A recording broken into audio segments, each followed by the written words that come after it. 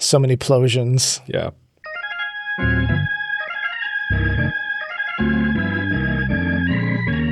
Hey, everybody. I'm your guest pastor, Pastor Dixon, here with your fearless host, Pastor Cieslik. We flipped it. We did. That was kind of fun. Now I'm going to take over. Please, let's get back to basics. Okay, good. We're going to be reading from John chapter 2, where Jesus cleanses the temple. We're going to pick up at verse 13. The Passover of the Jews was near, and Jesus went up to Jerusalem.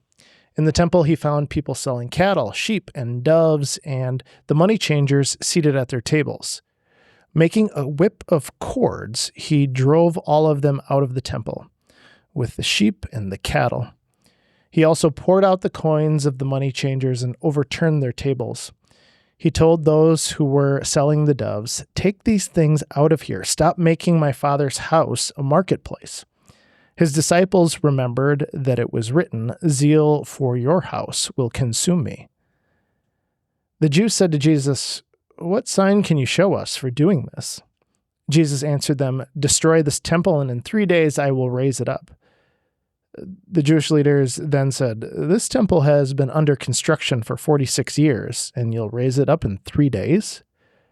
But Jesus was speaking of the temple of his body.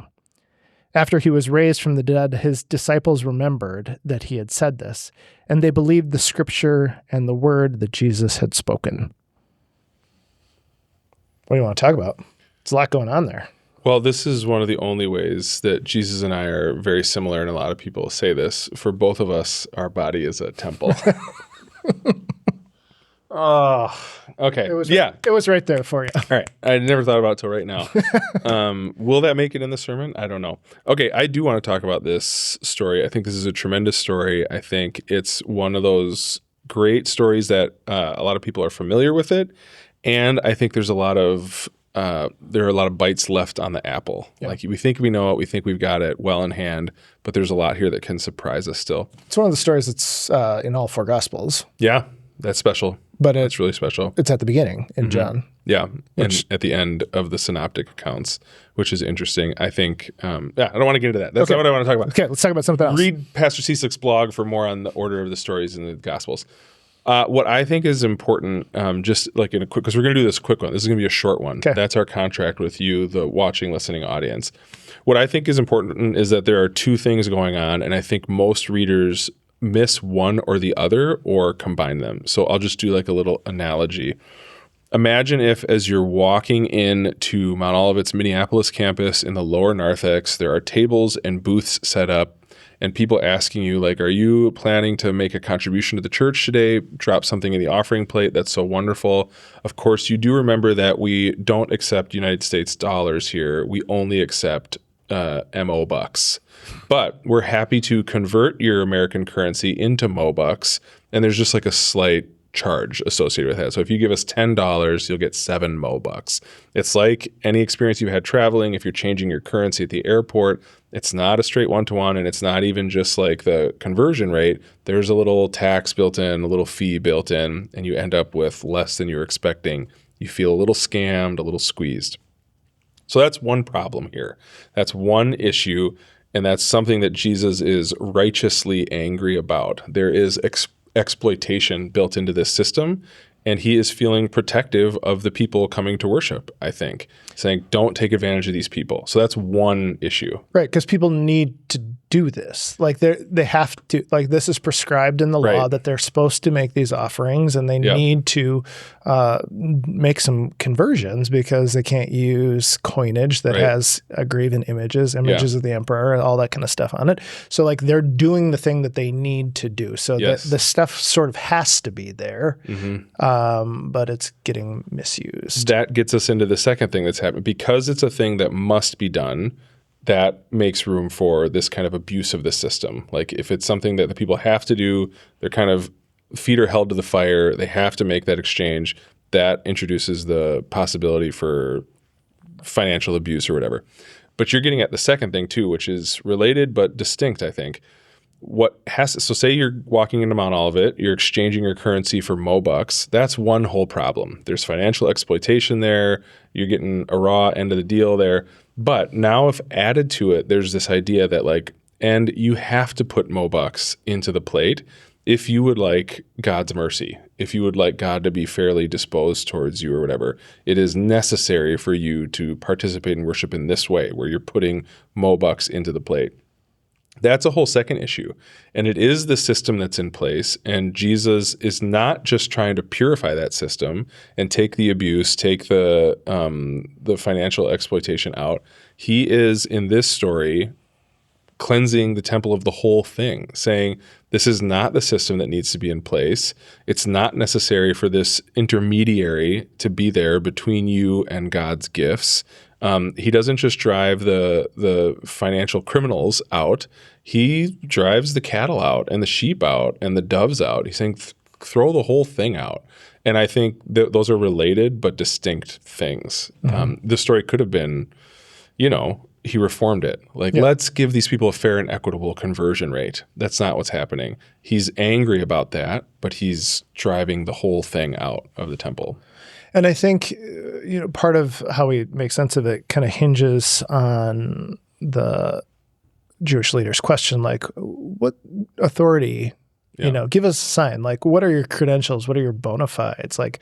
Under whose authority could you possibly do something that is this disruptive, that challenges the integrity of our whole worship life? Yeah. Who says you can do that? Yeah. He's the stone on which the thing will be built. I just think that idea gets me to something I was thinking as I was preparing for today. This is just a great Reformation Sunday text. This could absolutely be used on October 31st when we're celebrating the origins of the Lutheran Church and that whole dramatic battle with the church in Rome. This is that moment. And that question to Luther, who are you? You're a backwater monk. You're young. How are you challenging the authority in Rome? And one of Luther's responses is, when there's a fire, whoever's close and has a bucket is well within their rights to throw water on it. That's not Jesus' justification. He's not just someone who happens to be close at hand. He is the new system. Instead of making sacrifices of a dove, he's saying, I'm presenting myself as the sacrificial lamb. This is now obsolete. And that's really powerful. And he's the one who is God's agent on earth. He speaks with God's authority. This will be the claim that we will encounter throughout the rest of John's gospel as the story continues to unfold, is if you want to know what the Father is up to, if you want to know what God is thinking in this, look to Jesus. Yeah. I think I'm very close to the end of what I need to say to keep our contract with the viewing, listening audience. Good. But I think a lot of audiences like this because this is the masculine Jesus. He is, look at him. He's not just all nice and forgiving. He's ready to kick butt when he has to or whatever. And I think, okay, that's fine. We don't want to downplay that. He fashions himself like a cudgel and a whip or whatever, and he's throwing tables over. That is happening. But I think it's interesting to think about why. Is he John Wayne, or is he feeling protective in the way, again, that Luther was? Does Luther just have a bone to pick with the Pope and he wants to flex and see who can stare the other one down? No, his initial motive is, whoa, the people around me are being taken advantage of, and in the name of God, and that is painful to my conscience. I think Jesus is being utterly protective here. He's seeing people taken advantage of in his Father's house as they go to receive the divine gift of grace and love and mercy that God keeps as God's covenant with his people. This is a protective rage. This is not something else. This is not the Punisher. I think it's helpful to think about that and to call that out, because oftentimes when we think about, we want to say God's a loving God or God's a wrathful God. And I think some of those things are two sides of the same coin, in that God's righteous anger stems from God's deep love for God's people. And I think all the people that get driven out of the temple get welcomed back into the grace of God on pure terms, not transactionally. All right, now come, encounter me, receive grace. Like it. So what questions do you want people to be kicking around in anticipation of Sunday? Well, one I have is related to that last sort of idea, and it's, what do you think would make Jesus righteously angry today? He has that in him. He has that love for God's people. What do you think would make him righteously angry today? Or in other words, who needs his protection?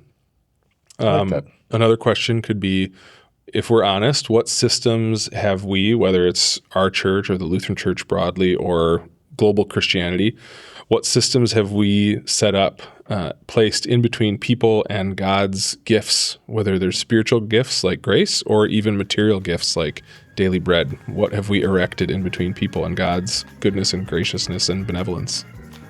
Very helpful. Thanks for tuning in. Can't wait to see you on Sunday.